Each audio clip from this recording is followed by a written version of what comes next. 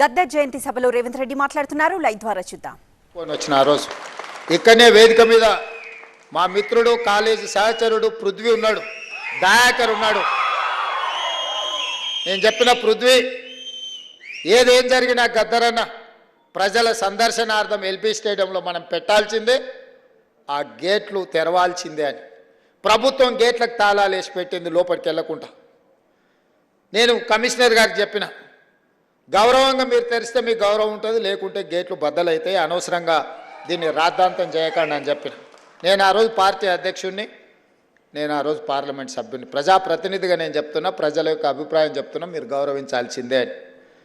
వాళ్ళు మీన మేషాలు లెక్క పెడుతుంటే ఆ తాళాలు తెరిపించి అంజన్ కుమార్ యాదవ్ని అందరినీ, సిటీలో ఉండే శ్రేణులు అందరినీ కూడా అక్కడికి పిలిపించి తెరిపించి అక్కడికి అంబులెన్స్ తీసుకెళ్ళి అక్కడ పెట్టి అక్కడనే టెంట్ వేసినాం, అక్కడనే కూర్చేసినాం, అక్కడనే బెంచ్ తీసుకొచ్చినాం, అక్కడనే ఏర్పాట్లు అన్నీ అప్పటికప్పుడు చేసి గద్దరన్నని అక్కడ పెట్టి రాత్రి మొత్తం మేమందరం అక్కడ నిలబడి తెల్లారి ప్రజలందరూ లక్షలాది మంది వచ్చి గద్దరన్నను చివరి చూపు చూసి ఆయనతోని వాళ్ళకున్న అనుబంధాన్ని, మధుర స్మృతులను గుర్తు చేయడమే కాకుండా కవులు ఆయన స్ఫూర్తితోని కవులు, కళాకారులుగా, గాయకులుగా రాణించిన వాళ్ళందరూ ఆయనకు నివాళులు అర్పించడానికి వాళ్ళు పాడిన పాట అక్కడి నుంచి మేము పాదయాత్రలో వారి చివరి శవయాత్రలో మేమందరం నడుచుకుంటూ పాల్గొని ఒక వీరుడు మరణించిన ఆ స్ఫూర్తి మనలో ఉంటుంది అని చెప్పి ఆ రోజు వేలాది లక్షలాది మంది ఆ చివరి అంతిమయాత్రలో పాల్గొని గద్దరన్న దహన సంస్కారాలు నిర్వహించిన ఒక గొప్ప వ్యక్తి,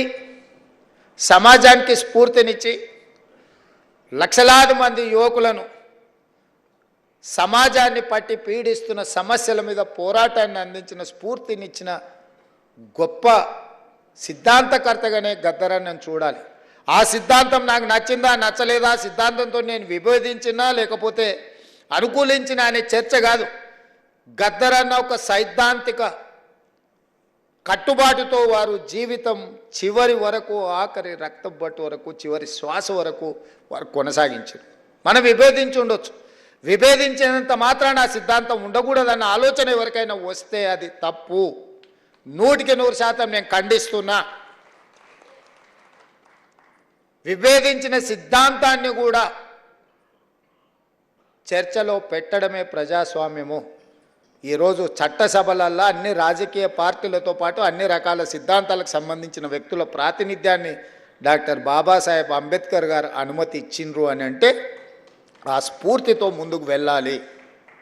అందుకే కేంద్ర ప్రభుత్వం పద్మభూషణ్, పద్మశ్రీ అవార్డులను ప్రకటించాలని రాష్ట్ర ప్రభుత్వాన్ని తెలియజేసినప్పుడు వ్యక్తిగా కాదు, తెలంగాణ రాష్ట్ర ప్రభుత్వంగా ఈ భారతదేశం యూనియన్ ఆఫ్ స్టేట్స్ ఏ ఒక్క వ్యక్తి యొక్క రాజ్యం కాదు, రాజ్యాధికారం కాదు. ప్రజలు ఎన్నుకున్న ప్రజాప్రభుత్వాలు, రాష్ట్ర ప్రభుత్వాలు కూడితేనే కేంద్ర ప్రభుత్వం.